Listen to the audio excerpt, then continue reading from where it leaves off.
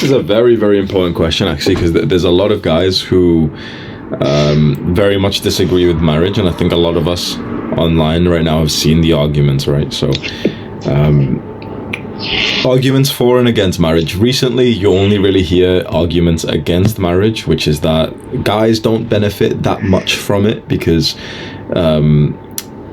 the laws are quite blatantly sexist towards women. If there is any problems in the relationship, the woman can divorce, and usually the man is more successful than her, and so she'll get more money and stuff, right? So there's a lot of problems we've seen, and a lot of relationships do end up in marriage. One thing that Chris Williamson told me, so he's the host of the Modern Wisdom podcast, really, really intelligent guy. Like, he's done multiple podcasts with Jordan Peterson, really smart guy, done hundreds of episodes with researchers, so he investigates like the research onto relationships. And we ended up speaking, and one thing he just said to me was, of the reasons why divorce isn't worthy, it's all based on statistics of the average person. So, the average marriage lasts 10 years. 40% of marriages end in divorce and stuff. And Chris started shouting. He was like, but you're not average. You're not average. Like, listen, you're not supposed to listen to these statistics because they're based on just normal people. And you never wanted to live that life anyway. So first of all, just think right now that all of the beliefs we probably have about marriage, especially recently, the negative ones that a lot of people are talking about, it's just based on like statistical averages. So on average, most marriages are unhappy. On average, most marriages are like dead bedrooms where they're not even having sex anymore. On average, the woman will push forward the divorce, not the man, and everything. On average this, on average this. But on average, guys our age are fucking losers. On average, people are fat.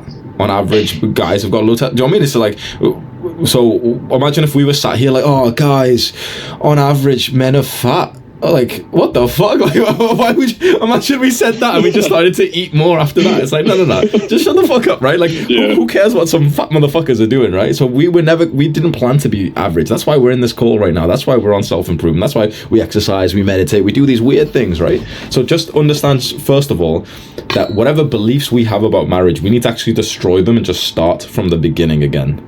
So let's start completely fresh. What is actually the point in marriage? There's two reasons. One is to get married in front of the government, and two is to get married in front of God. Now, I think to make this the easiest way, we can make this the shortcut.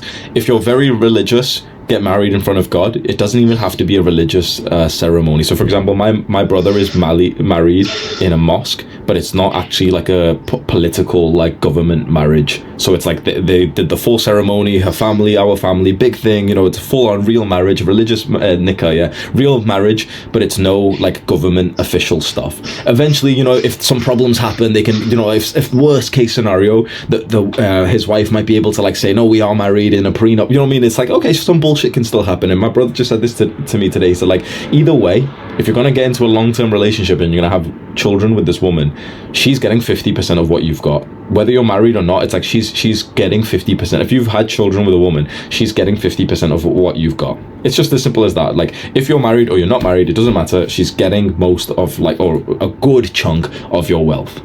Okay, so straight away, so it's like, if you're having children with her, already assume that, like, the negative of marriage where you lose 50% of all your assets, it's already on the line anyway. If you don't want to have children with her, then you don't need to listen to this conversation, but let's talk about, a real long-term relationship where you're going to end up getting into becoming parents as well, right? So at that point, it's like, the risk is already there.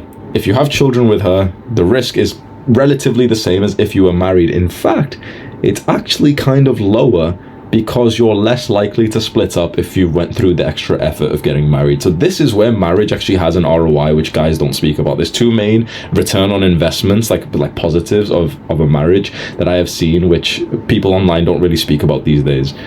One extra thing just quickly is to remember, like, a lot of people are, even in like the red pill space and the content we consume and stuff, a lot of people are degenerates. And so they're very against, like, this idea of traditionalism, even though all these guys online say that, degeneracy is bad. It's like, they're all degenerates as well, first of all, right? So just remember, like, the only only real way to not be a degenerate is to marry the woman that you're with. That's the only true way. That's literally the one cure to degeneracy is marriage, first of all. There's two reasons then, or two main benefits of marriage that you can consider. One is that the commitment you both give to each other makes it a lot harder for you to leave. When you're not married, but let's say you live together, imagine if there's some problems and there's friction to leave, right? Oh, we're both on the tenancy, we have this house together, we have a dog together, we've got a child together, you know, there's friction to leave, right?